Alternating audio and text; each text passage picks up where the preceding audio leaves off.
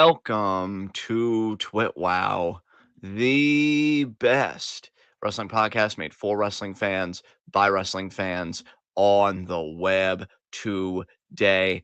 I'm John. That's my cohort and commentary, Ashton. This is the week in review, and I'm just going to be honest right out the gate. I'm really hoping to just reconnect and replug into the product post Clash in Paris because Ash and I have already decided we are not live reacting to the show tomorrow. And I think in hindsight, that's why I just really didn't give a fuck about this week, just because the card has looked so weak and every show, with the exception of NXT and Evolve, which probably have the most to say about, and particularly Evolve for me, because I think I only did YouTube for NXT as well this week. We're just go home shows for Clash. Now, I will say, SmackDown of the quote unquote go home shows had the biggest development with Sami Zayn beating Solo Sikoa to become the new United States champion. But I got to be honest, other than that, I really don't see what's so worthwhile to talk about. And again, we've already said that we're not a recap show. So I guess we'll start with the Sammy news. I mean, brother, Solo's reign, very short. I'll admit, shorter than I anticipated it being. I don't anticipate Sammy being that long of a champion either. I mean, what do you think about these developments in light of Sammy becoming the new U.S. champion? I really don't know what to make of it, mostly because I just didn't expect it. I didn't expect Sammy to get sent over to SmackDown, and I definitely didn't expect him to so quickly beat Solo for the US title. So at this point, part of me almost has to wonder if Solo's just going to win it back from him and continue his feud with Jacob. Yeah. Yeah. I mean, the funny thing is, man, is like when you look at this feud in a broader context, Sammy just has Solo's number. He beat him in that non-title match on SmackDown a few weeks ago. Then he pinned him in a tag match when he was officially on the SmackDown brand, his first night officially on SmackDown. And Yeah. now he's beating him for the title.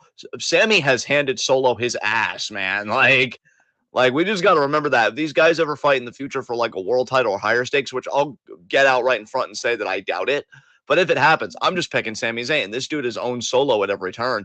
I don't know if I like that for Solo, even though I am a big Sammy fan. But as you and I already said last week, not to be redundant, we've already said that he's above the Intercontinental title. You can certainly copy and paste those sentiments for the U.S. title. So I don't know. I don't really feel like there's a winner here in the grand scheme of things. I don't really know who got made, who got over. Now, I will say, with it being in France, uh, yeah, I think Sammy got a really nice pop. It was cool to see the crowd so behind him and really like shower him with love. Like, I definitely think Sammy deserves that, no question. It just would have been even better if it was like for a world title, maybe he even jumps in the crowd and, whatever, a la Eddie winning the title at No Way Out. That would have given me more of the feels than this. Here, I'm just like, okay, cool. So I really, yeah, like I'm not trying to hate. I am happy for Sammy that he has any sense of professional success. But yeah, I don't know. It feels like the United States title is starting to be hot potatoed to me, I guess.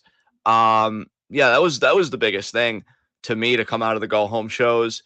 Cena and Logan Paul. I know everybody made a big deal out of Cena apologizing to that fan in Brussels, and that was a sweet moment. The fan hugged Cena and he was like, "I love you," and Cena was like, "I love you too," and that was genuinely beautiful. Like Yeah. God, but I can't let go of how they bungled the heels. Like, I'm still stuck on it, man. I'm sorry. Like, I can't let it go because all of these moments would have been hitting so much harder for me had Cena really like fall into, dare I say, pun, I guess, kind of intended now that I'm self aware, rock bottom. And then he starts crawling back up to realizing like what it means to love the fans again and to be John Cena again. That didn't happen. Like, I'm still coming from the whiplash. You're already hugging this kid and this and that. It's like, well, you didn't really go on the hero's journey. You didn't go on the arc. And I'm just like, this just all feels so unearned to me.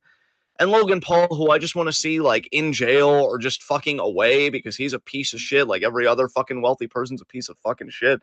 Like he did fine here, I guess. But the whole thing is like, oh, Logan, you haven't proven yourself, which gives me this gnawing feeling in the pit of my stomach that Logan's gonna beat Cena tomorrow. And like, thanks, I hate it. So it's like I can't fucking wait. Do you have any thoughts about this promo yourself? No, I mean, I did. If we're just talking about Cena's side of the promo, I legitimately thought that it was so good that I actually added it to my promo of the year award category. So Yeah. I definitely enjoyed Cena's side of the promo here. It is definitely like saying the quiet part out loud. Like Cena is saying things to Logan Paul that a lot of us have believed for a long time, and it feels very like pandery in that way. But I still appreciate that at least someone is saying it out loud. Yeah, yeah. I can see where you're coming from. I mean, again, really not much to talk about on the SmackDown side because I'm looking at all this, and again, we're not a recap show. I mean, I guess Orton Drew is progressing okay, but like, I just want Drew to be babyface again, so it's hard to get involved in any of his heel stuff anymore because I know he's going to lose to Cody anyway. Like, Cody isn't dropping it to Drew in my mind. The earliest Cody's dropping that title is at WrestleMania. I wouldn't even know who to. So yeah, we'll have to see there. And then on the Raw side, just to get the shows out of the way that like I know I was completely checked out of. We know Reigns is facing Bronson Reed, and you know, like Reigns had an okay promo. I like it was fine. It's just again, I don't really care. Like the money match to me is him versus Braun Breaker. Yeah. So I guess for me, like even when it's a good promo and a meh feud, like I'm just not going to care. It's like, why are you doing all this for something that's in my mind pretty mid? Not going to talk about that because again, not a recap show. Not a recap show. Oh God, Becky Lynch and Nikki Bella being a thing makes me wince. You know what though? That was a solid promo from both of them. I give them credit. Okay, okay. Yeah, I noped out of this honestly because I was scared.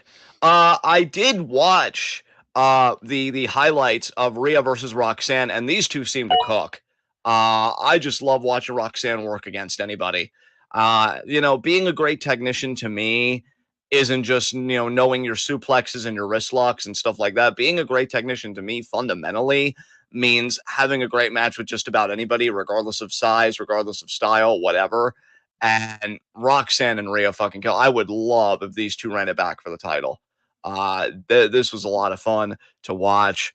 Uh, you know, Rhea does win. Rhea wins pretty dominantly too. What I liked about the Rhea character in this match was like you could tell when she flipped the switch to just say like, okay, this match is over. Like I'm tired, and she just headbutted Roxanne, gets the riptide, and then Judgment Day, her and Raquel specifically doing the beatdown, and then Io comes to save her. And then they have this adorable hug backstage because Io's even saying, like, Asuka and Kairi, they're my family, and they don't trust you. So they just go our separate ways. And Rhea understanding, and they hug. But then You Asuka see and Kairi Asuka see it. crashing out in the background. Yeah. Yeah, yeah, she sees it. And they do the classic sitcom shit of like, oh my God, I saw something at the last second, and now I'm deriving my whole interpretation over that last second. Which, Yeah. like, you're only getting away with it because you're all so talented and I love you and you're my baby. It's like that's it. Because if you were mid fucking people, I'd be like, what the fuck? And I even still am tempted to be like, what the fuck? We're all grown ass adults here. Communicate. Communicate. God. Difficulty level too high. Dude, this is if I could just be hubristic for 2 seconds, this is what happens when a show doesn't emphasize my face. Do you see how everything goes to shit? Like it fuck. Anyway.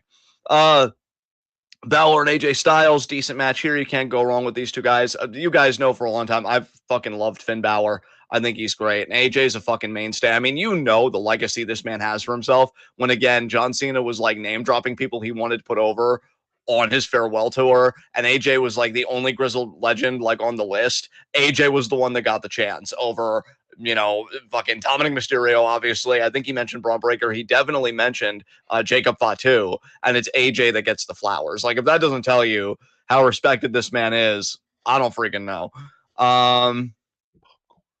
And then Braun Breaker beat LA Knight. Good. Hope he speared the stick out of his goddamn ass. And that was essentially Raw. So yeah, I guess now we can go on to freaking NXT. So let me ask you this about NXT, partner. Now we're gonna hand the ball back into your handsome face's court over here. Mm-hmm. How are you I love the confidence. How are you feeling about Ricky Saints being Oba's next challenger? Do you like this feud? Does it get you out of bed? I dig it. Yeah, I'm into it. I love it. I think Ricky's a decent promo, man. I like Ricky It's a funny. lot. I think it's weird the way that like he connects with me personally so much more in NXT than he ever did in AEW. Because to me, when he was in AEW, it was a very like CM Punk situation where the only reason he had hype was because he hyped himself up. Like he literally was just a cocky dude who thought that he deserved the world and tried to tell everybody how much he deserved the world. And it's like he comes off so different than that to me in NXT. It's like there's so much more aura. He comes off as being more credible in NXT. It's weird because like he is he's not a small guy, but he is like a lean guy. And so for him to be going up against Oba, I think a big reason why I'm into it and why I'm cool with it is A, because of how close Javon get, and B, or because of how close Javon got, I should say, and B, because I don't think there's any real chance of Ricky actually beating Oba for the title because I think they are keeping that seat warm for Javon's return match. With you. Yeah. Yeah, absolutely. Yeah. And so yeah, Ava, comes out and says nobody has heard from Javon since Heatwave. That's interesting that Javon just kind of gone off the grid. Um, and so yeah, she sets up excuse me. No, wait. She said Ricky Briggs against Ricky. Oh, no. That was later that night. That's right. Yeah, I'm getting my wires crossed because Ricky isn't the number one contender yet, but he did beat Briggs, and that's official. And so it's going to be Ricky Sainz versus Oba at No Mercy. That's a decent title match for No Mercy. And then I know they had like a follow up segment, and then Dark State tried to attack, and then Hank and Tank also came out. So that's going to be like another like 8-man tag, which we'll see how that goes. Blake Monroe and Kalani Jordan Grace came out because Blake, I don't know if she was like originally like, oh, fuck this, but whatever she was trying to do, like Jordan stopped her and she was chasing her. And Blake was even trying to tell her, like, we're done. I kind of won the match. And Jordan's like, no, it's not over. And then Blake gets back in the ring, gets slammed up by Kalani, and then the split legged moonsault. So Kalani beats Blake because of Jordan. And they had a really good match at Heatwave, and I will give them their props. But everything in between the matches has been either mad best or, oh my God, cringe at worst. Yeah, the I don't writing like of this feud is down there as far as horrible writing goes. It's scraping the bottom of the barrel in terms of other poorly written feuds to compare it to. Yes. God, you're so right. Then we have, because again, I am skipping some stuff because again, not a recap show, so I'm just gonna say fuck Lexus King. What did he even do this And week? I don't even remember. I know he was. Oh, it was in that blindfold match against Miles. yeah, which is ridiculous. That should Miles should have won that fucking match. It's ridiculous that Lexus won that damn thing. Exactly. So instead, what we're going to talk about is Izzy Dame and Tatum Paxley, the not real best friends because Tara is the real fucking thing, against Ren Sinclair and Kendall Gray. Dude, Rendell let's talk is about. my new favorite women's tag team.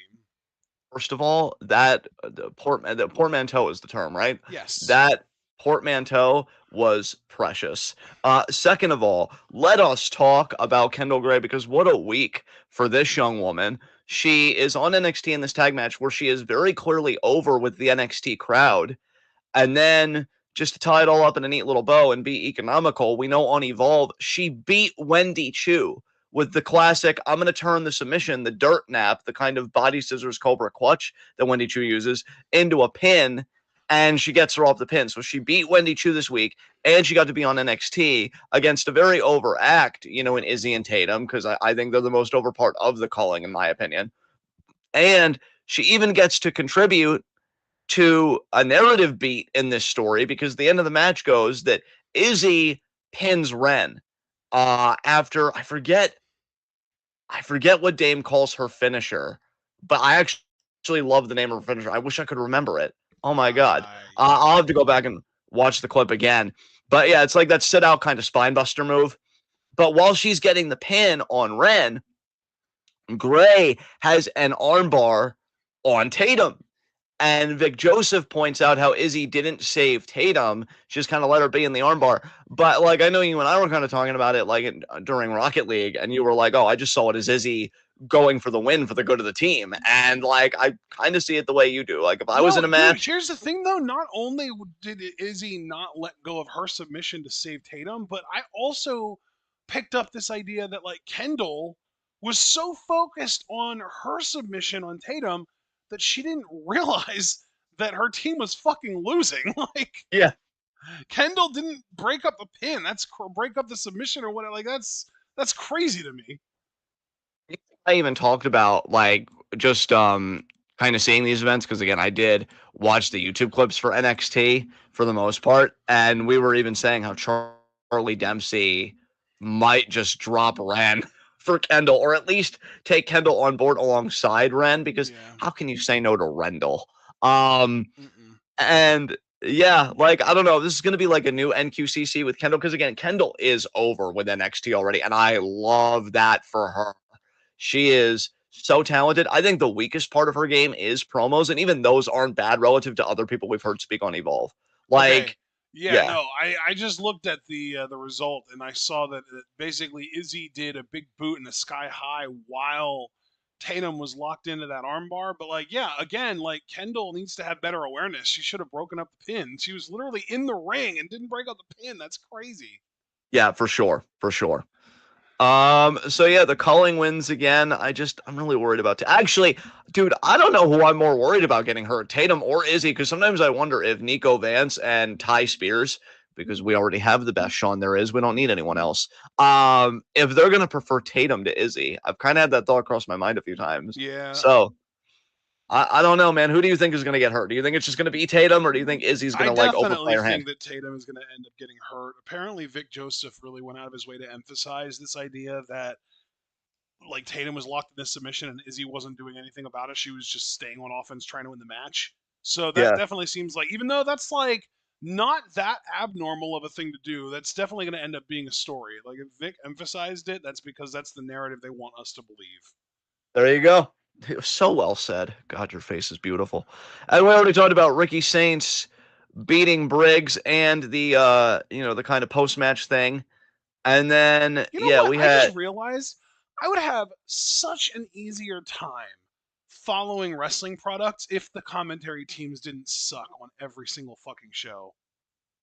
well, commentary is important. I've always advocated for the importance of a good commentary team. Yeah, because Like, you know. commentary is like they're like the clarifiers. They're like, if you feel like something is vague or ambiguous and you're not sure how to interpret it, commentary is there to spoon feed you to make sure that you come away with the interpretation that the writers or the creative team wanted you to take away. And like when commentary is so fucking bad that I just tune it out on every single goddamn show, I end up not being able to follow the stories as well because I don't have it spoon fed to me. Yeah. Yeah, I definitely agree with you on that. Who is Michael Uh Cole's current color commentator? I forget. um it's not Wade, right? Because Wade is SmackDown. Yeah, Wade's on SmackDown. It's not Corey Graves because He's Corey on Graves. I mean, sometimes it's NXT. yeah. Who is? Because it's not McAfee's gone right now. Who is the color guy for Michael Cole? Jeez. I don't know. Oh, it is Graves apparently. My mom and Caster Sales are both saying it's Graves. So apparently Graves is just working Uh, twice a week. oh wow, there you go. Um, But yeah, Vic Tyron. Vic Joseph is ass. I don't like Corey Graves, although he's probably the best color commentator that the WWE has right now. Wade Barrett gets on my nerves sometimes. Booker T is annoying as fuck. So is Cole just the best one by default? In terms of play-by-play, I like both Cole and Joe Tess, Yeah. but color commentator is a hell of a weak point in all of pro wrestling right now. There aren't any really, really good ones. There's just decent ones at best. That's like Corey Graves is, like I said, probably the best one. Potential hot take, but especially now with like TKO owning WWE, with them going on the ESPN app, at least for PLEs. Like, so what I'm trying to get at is I think they're trying to go for a more realism feel and to try and make it feel more like a sport a la UFC. Is there even a need for color at that point? Is color commentary Oh becoming yeah, like an no, dude. obsolete position? All sports have color commentary. That's fair. That's fair. Yeah, like that's not just a pro wrestling thing. That's an every sport thing. Pro wrestling copied real sports by having a color commentator in the first place. Yeah. Hmm. Yeah. We just need better ones. Like, honestly, with him recovering from his neck surgery, bring in Kevin Owens to color commentate Raw with Michael Cole. I would love that. I love Kevin Owens, and he deserves more than the universe has ever really provided him. Like in a pro wrestling sense. Like Yeah. I Dude, I read today wow. that apparently a lot of wrestlers who get injured do not get used in non-wrestling roles while they're injured because of a stipulation in their contract that basically freezes their contract while they're injured. So the company that isn't using them while they're injured is doing that so that they get more time on their contract while they're healthy, basically. Seems a bit predatory. I don't know. I feel like it should be like, rather than like, hey, if you're injured, your contract freezes, it should be like, hey, if you're injured, your contract switches to a non-wrestling contract. You get paid a lot less, but you don't have to work until you're healthy. And then, you can either do nothing or you can come in and you can work on your character and get over without wrestling. Exactly. So that's how I view it, at least. All right. Well, Tyra May Steele beat Chelsea Green with a roll up of Doom. Yeah. So that was cool, I guess. And We then love both of these women, but neither one of us loves the roll up of Doom. no, and I still want Chelsea to be a women's world champion at some point. I'm honestly thinking 2026 might be her year, but we'll have to see. I mean, anything Do can you happen in know, pro this is wrestling. something I think that Stardom gets more right than any other company in the fucking world, because Startup never has roll up of doom type finishes, but that doesn't mean that they don't have roll up finishes. It's just that when they do, they are whatever that girl's signature flash pin happens to be.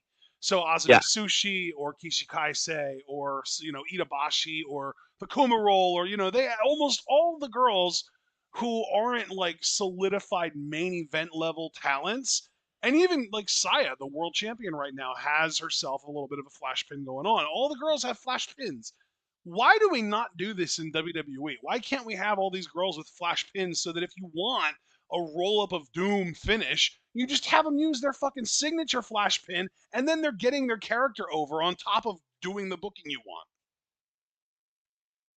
genuine answer beyond the cynical, that would take too much work, and they need to work on the aesthetic part and the entertainer part more, because that's what they emphasize more than the actual like in-ring part and That those is small the aesthetic fundamentals. part and the entertainer part. That's the thing. I think I almost have to wonder if it's like maybe the girls would have to like proactively seek out like flash pins and learn how to do them, and like go out of their way to teach themselves and just use that, and then like that would also require like going against creatives wishes ever so slightly, because you're going a little bit off script. You're not just doing a standard roll of doom, you're doing your little signature thing.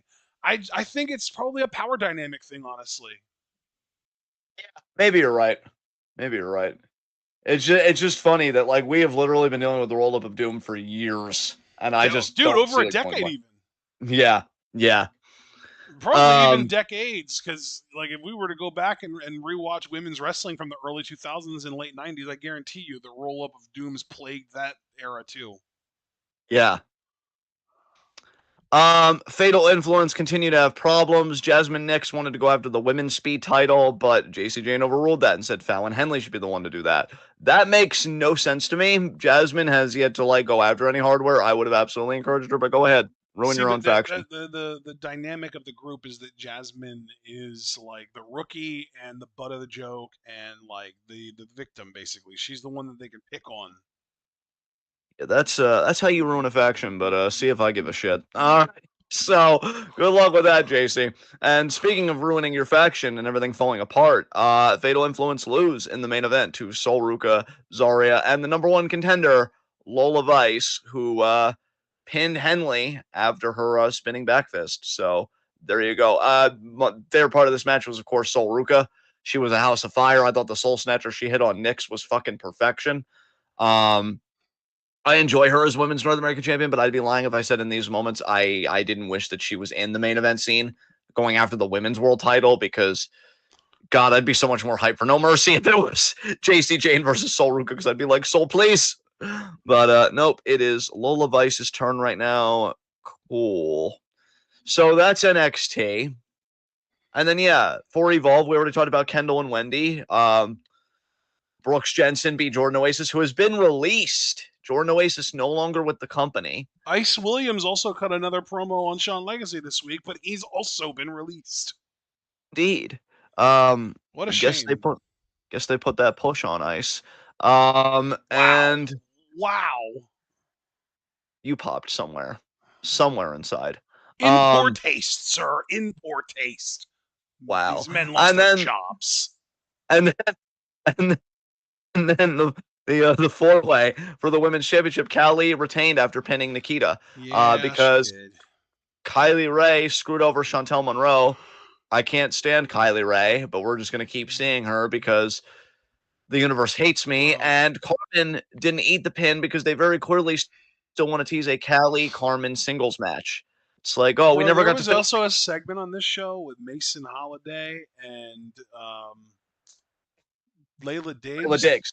Yeah. And Mason Holiday was like, "Who do I want my opponent to be?" And she like heaped so much praise on Kylie Ray. I think she even called her like the heart and soul of the women's division. And I'm like, "Oh, gag me with a spoon." Yeah. Agreed. And so that was Evolve. Did you watch anything from AEW this week? I did not. Me either. God, I love when we're making right decisions. Any extracurriculars this week? No. The only thing, and I guess this does make me kind of lie about the AEW stuff. I did watch MJF versus Hangman from Forbidden Door. I enjoyed the match. And Forbidden I'm Door, wasn't that like in June or something? oh, No, Forbidden that Door. was I thought recent? was recent. Yeah. Damn, okay. Well, how was it? I thought it was good. I thought it was good. Was it A like little match of the year overbooked. quality for you or No, only because the third act was a bit overbooked for me. But I still had a good time with it. I think it was one of the rare occasions where I was just able to shut my brain off and not think about, well, this is wrong because this and this is wrong because this. Because, so much bad booking has just ruined me bro, fundamentally as a person. it was a great match, but the third act was a little overbooked. You might as well be describing every main event match from either Western main company for the last decade and a half. You know, you're right. But yeah, I had fun with it for what I it was. miss clean fucking finishes, man. New Japan spoiled me. I will say, coming out of Death Before Dishonor, I do want to check out at some point Bandito versus Hechicero because I've been Yeah. hearing rave reviews about that match, and Athena versus Mina Shirakawa because it's Athena and Mina Shirakawa. What's not to Yeah. love? Um, Definitely agree with you on that. That's something that we should both probably check out, honestly. I'm always down to check out your face. Whoa! Okay, moving on. So yeah, let's open up questions, guys. What are your questions about this week in the world of wrestling? Drop them cues and we'll be sure to respond with some very nice And Super Blue, A's. yeah, Super Blue, just because I'm in a mood and it's really not about you, it's just more my mood. I will make fun of LA Knight whenever I want, and I'm pretty sure my cohort and commentary here will defend my First Amendment right. Do I or do I not have the right to make fun of LA Knight whenever I want? Of course you do, but I want to respond to Super Blue's first question. No, Javon's not joining Dark State. No. No, absolutely not. He's the ultimate babyface. Caster said, why do you think, wait, no, who do you think will win the Intercontinental title match on the next Raw? Dom or AJ? Dom. I'm actually torn on this because Dom has outsmarted AJ twice. And so I feel like AJ has got to kind of get one on him eventually. So I'm actually going to go AJ. I'm going to say AJ. Foster, thoughts on the CML Pokemon show? Well, you beautiful human being, to be completely honest with you, I have no thoughts because I didn't know anything about this. What about you, bro? Do you know anything about this? I didn't know anything about this either, frankly. Still thinking about that joke from Peacemaker. It's not Pokemon, it's Pokemon. Oh, I'm sorry. Well, you were busy. You know what? I'm not going to finish the joke, but you know what it was. It was fucking classic. Watch Peacemaker, everybody, we if you fucking haven't. love Tim Meadows in this household. His delivery, I mean, let's ask the PhD. Does he have a PhD in tone as well? Because He I think his delivery does, is peak. yeah, Yeah. absolutely. It's S tier. Yeah, there you go. Super Bowl asking for preview predictions for the Clash of Paris. Well, this is going to be Okay. a lazier form of them because it's a Q&A version, so let's do it. Sheamus Rusev. Sheamus. It's a good old fashioned Donnybrook match. It's basically a street fight. Sheamus. Agree. How about Roman Reigns versus Bronson Reed in a singles match? Roman Reigns. Agreed. John Cena versus Logan Paul. Logan Paul. I'm picking Cena. Hope you're right. Wyatt Six defending the WWE tag titles against the Street Profits. Wyatt 6. Agree. Becky defending the IC title against Nikki Bella. Becky, please Agree. God. And the Fatal 4-Way match for the world title, Rollins, Punk, Uso, Knight. Seth retains, pinning Jey Uso. That makes sense. I really wish he would pin LA Knight, but you're probably right, so I'm gonna agree. Your face makes all the sense in the world to me, and I just wanted to be happy always. You know what fucking sucks? Not my face, so what? Obviously, no. The fact that we didn't get a goddamn new episode of South Park this fucking week. I'm pissed about it. Yeah, that's true. They're really tickling our balls there. Fucking hell. Any other questions, people? As we have a new, I don't think this will be a record-setting weekend review, but yeah, we just blazed We up through this did because have a fuck Roger sub Paris. 30-minute weekend review not that long ago. Yeah. Thoughts on Bo calling out the Prophet's Brotherhood? I didn't even know that, honestly. If this is gonna tease a Prophet's breakup, then I honestly wish Angelo Dawkins luck. And I don't mean that in a snarky way. Angelo Dawkins has put the work in, so I'd be more curious what they would do with him than Ford at this point. Bro, I'm getting to the point that I'm ready to say fuck pro wrestling. How would you feel about turning this into a general reaction channel where we react to fun stuff like TV shows and movies and shit? I'd be cool with that. I'm on the fuck pro wrestling train as well. I mean, Joshi's still entertaining me, but it really kind of makes me sick to my stomach that I'm talking about a hyper capitalist, fascist cuddling corporation. So, and I understand that we all participate in capitalism. I practically almost shopped on Amazon yesterday, but when you can make choices, you probably should make the best choice. So, I don't know. Yeah, how would everyone else feel about that? I mean, if you're here, you are some of the most loyal TwitWoW fans that there are. So, how would you all feel about us going into more generalized reactions to stuff like movies, TV shows, that kind of thing? Yeah. Because this pro wrestling stuff, we're both kind of over it. Yeah, I'm ready to pack my fucking bags. And honestly, it might even help with our fandom to have like a different relationship with it because I know there are performers that we like, but it would just be nice if I could have more of a casual relationship even with the performers that I like. Like, Yeah. I love you, but you're with a toxic company right now and I need time. Yeah. But let's get back to questions in the meantime. Yeah, Alex, or no, you already answered that. So Super Blue said, "What can WWE do to make the U.S. Women's Title better?" I mean, who is even the champion right now? Isn't it still Julia? Oh shit! Oh yeah, because we did Michin versus Kiana James yesterday, but like they just assaulted Michin. Yeah. Yeah, which I was don't cool to know if see. I would say that they can really do much to make the title better, so much as like, just book the champion better.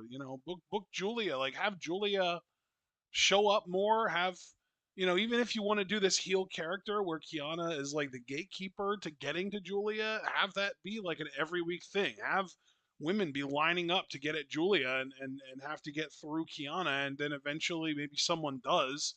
But then like maybe someone that was like first in line is like, hey, you should thank me and all these other women for wearing Kiana down so that you were able to beat her. And then the person that beats her is like a baby face, obviously. So they'd be like, you know what? Fuck it. I'll face you, and the winner gets the title shot. And then there's so many ways to do this, and they're just I feel like it's like one of my biggest problems with Triple H as a booker is that he just drags shit out forever. And this feels like this, Kiana's return to the ring alone has felt like it's lasted like a fucking month before it finally happened.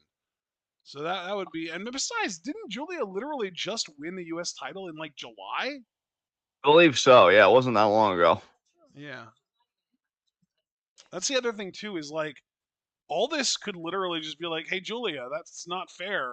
You need to defend the title, so you're defending it next week or later tonight or whatever the fuck, or Clash. I don't know, whatever.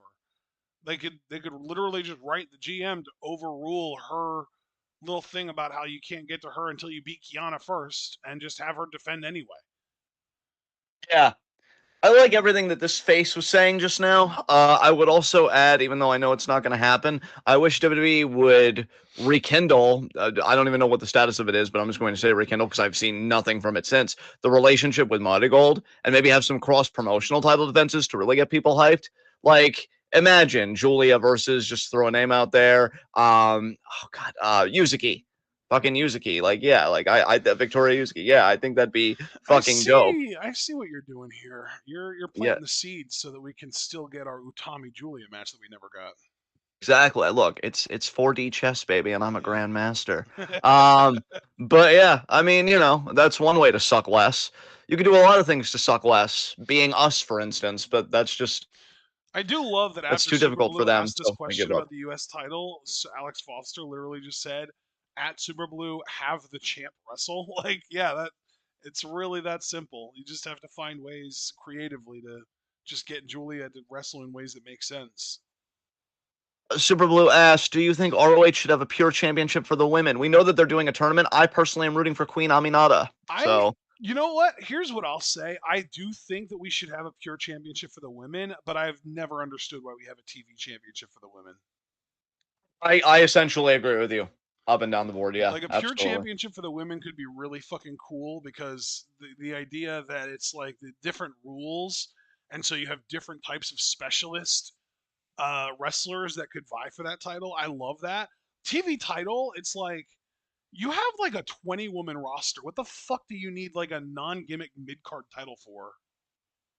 Yeah, I agree. I agree. And if you are Let's going to have see. all three of those singles titles in the Ring of Honor for women, increase the roster size. I say at least 30. So add like 10. And I Yes. don't mean just like sign a bunch of indie women that you're not going to do anything with to job to everyone you already have. I'm talking like 10 quality fucking women. Yes. Yes. Christ, send fucking Sky Blue and Anna Jay to fucking Ring of Honor and Julia Hart. Women that have fan bases that people will go out of their way to watch, but probably aren't the best for television. Yeah. Yeah. I just no disagreement here whatsoever. Um, let's see. Because I know Super Blue asked a question. I think Ty he asked, like, Conti is another one that just came back recently. She should probably be in Ring of Honor too. yeah, for sure. Do you think AJ wins the IC title so Dom can win the AAA World title at the next Worlds Collide? I mean, probably. Probably. I mean, I already picked AJ to win the IC title soon, so yeah, that would free Dom up to be a world champion Here's for my AAA. question: who says Dom can't hold both? Nobody, and that is absolutely still on the table. I don't disagree with you there. Yeah, You already know my reasoning for why I think AJ is going to win. It has nothing to do with this. It's just more, again, that AJ's been outsmarted twice already. So I feel like AJ, then again, he is a hick. So who knows? But I do think he's yeah, just but gonna, Dom figure is it out on like his own. whatever the Mexican equivalent of a hick is. He's got a fucking mullet and a shitty mustache. Yeah, but he's done the outsmarting twice, so like clearly he doesn't have this. But I get, you know what? Fundamentally, I get what you're saying. There is a fault in my logic, but either way, AJ, stop being fooled. Like I think it's How pretty has he simple. fooled AJ, by the way? Well, remember the first time was just tying the boot off, and then AJ not seeing that, and then the other Right. time was putting the loaded piece of metal in his mask to like headbutt AJ, so that I don't even know who fucking pinned him, if it was El Grande Probably El Grande Americano or whoever. Americano, yeah. Yeah, but I know it was Dom that hit him with the loaded piece that time, not El Grande. Right. So yeah, he's even if outsmarted is too strong of a term, he's gotten AJ twice, and so I just feel like AJ, like he's gotta respond. So Gotcha. yeah, yeah.